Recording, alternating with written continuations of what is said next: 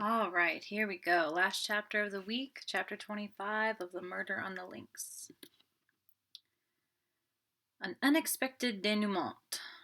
We were present the following morning at the examination of Jacques Renaud. Short as the time had been, I was shocked at the change that had taken place in the young prisoner.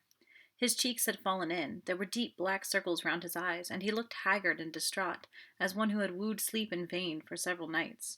He betrayed no emotion at seeing us. The prisoner and his counsel, Maître Grossier, were accommodated with chairs. A formidable guard with resplendent sabre stood before the door. The patient greffier sat at his desk. The examination began. Renaud, began the magistrate, do you deny that you were in Merlinville on the night of the crime?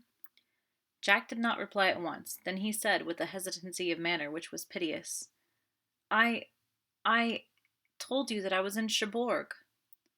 Maître Grossier frowned and sighed.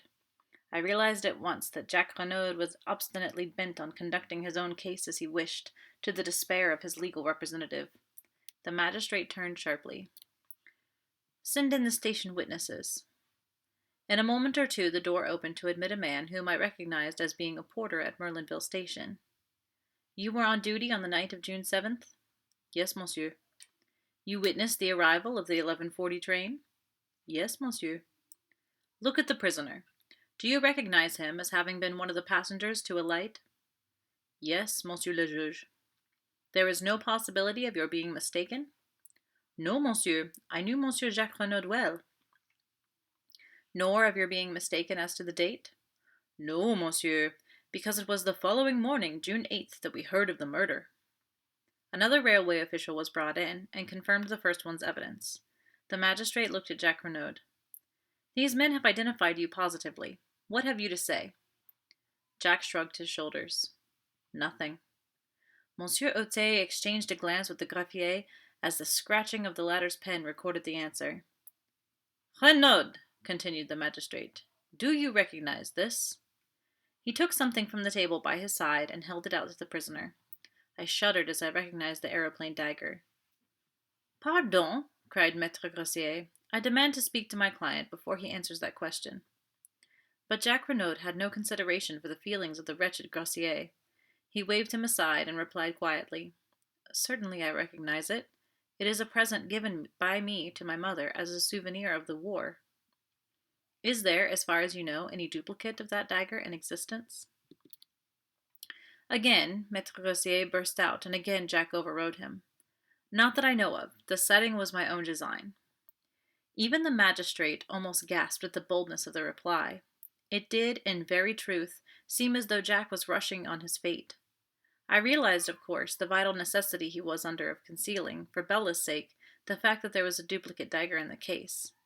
So long as there was supposed to be only one weapon, no suspicion was likely to attach to the girl who had the second paper knife in her possession. He was valiantly shielding the woman he had once loved, but at what a cost to himself. I began to realize the magnitude of the task I had so lightly set Poirot. It would not be easy to secure the acquittal of Jacques Renaud by anything short of the truth. Monsieur Hautet spoke again with a peculiarly biting inflection. Madame Renaud told us that this dagger was on her dressing table on the night of the crime, but Madame Renaud is a mother. It will doubtless astonish you, Renaud, but I consider it highly likely that Madame Renaud was mistaken, and that, by inadvertence perhaps, you had taken it with you to Paris. Doubtless you will contradict me. I saw the lad's handcuffed hands clench themselves. The perspiration stood out in beads upon his brow, as with a supreme effort he interrupted Monsieur Hautet in a hoarse voice. I shall not contradict you. It is possible. It was a stupefying moment. Maître Grossier rose to his feet, protesting. My client has undergone a considerable nervous strain. I should wish it put on record that I do not consider him answerable for what he says. The magistrate quelled him angrily. For a moment a doubt seemed to arise in his own mind. Jacques Renaud had almost overdone his part. He leaned forward and gazed at the prisoner searchingly. Do you fully understand, Renaud, that on the answers you have given me I shall have no alternative but to commit you for trial? Jack's pale face flushed. He looked steadily back. Monsieur Hautet, I swear that I did not kill my father. But the magistrate's brief moment of doubt was over. He laughed a short, unpleasant laugh. Ha! Without doubt, they are always innocent, our prisoners. By your own mouth you are condemned. You can offer no defense, no alibi, only a mere assertion which would not deceive a babe, that you are not guilty. You killed your father, Renaud, a cruel and cowardly murder, for the sake of money which you believed would come to you at his death. Your mother was an accessory after the fact. Doubtless, in view of the fact that she acted as a mother, the courts will extend an indulgence to her that they will not accord to you. And rightly so. Your crime was a horrible one, to be held in abhorrence by gods and men. Monsieur Otey was enjoying himself, working up his period, steeped in the solemnity of the moment, and his own role as representative of justice. You killed, and you must pay the consequences of your action. I speak to you, not as a man, but as justice, eternal justice, which... Monsieur Otey was interrupted. To his intense annoyance, the door was pushed open. Monsieur le juge, stammered the attendant. There is a lady who says...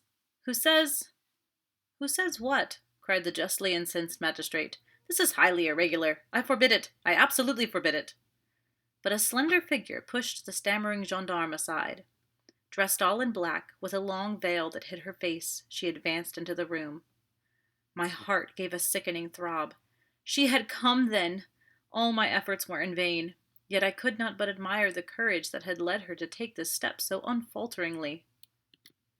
She raised her veil, and I gasped.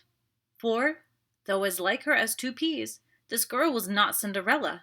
On the other hand, now that I saw her without the fair wig she had worn on the stage, I recognized her as the girl of the photograph in Jack Renaud's room.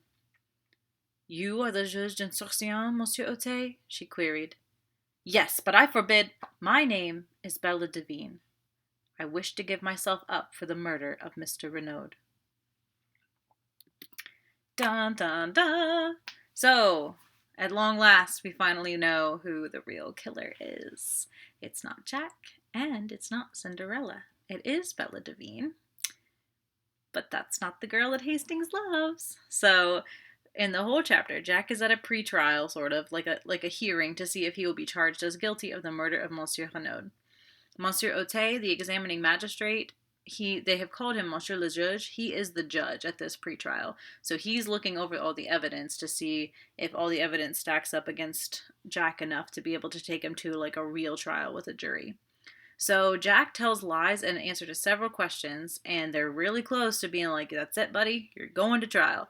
But then Bella walks in, and she reveals herself as the murderer. And she is not Cinderella, like I said, which is the girl that Hastings loves. So the whole mix-up with Bella, Cinderella, and everything, the fact is Bella and her sister are twins. So her sister is Cinderella from the beginning of the book, and Cinderella was not involved in the crime. She was involved in coming to visit Hastings afterwards and to see what was going on because she was concerned about her sister, but she didn't actually commit the crime, okay? So what Hastings says is he recognizes Bella as the girl from the photograph. So Bella and her sister do not look exactly alike. They're twins, but they're not exact. Like, you can tell the difference. It's just that one wears a wig. Bella wears a wig to have blonde hair when they act on stage. But in reality, they both have dark hair. So the actual photograph of her as a person did look an awful lot like Cinderella. So there was the mix-up. And just in case you weren't sure, hint, hint, wink, wink, this chapter is the climax of the story because it's finally revealed who the real murderer was. And the rest of the story is the falling action and the resolution. Okay? All right. Have a great weekend.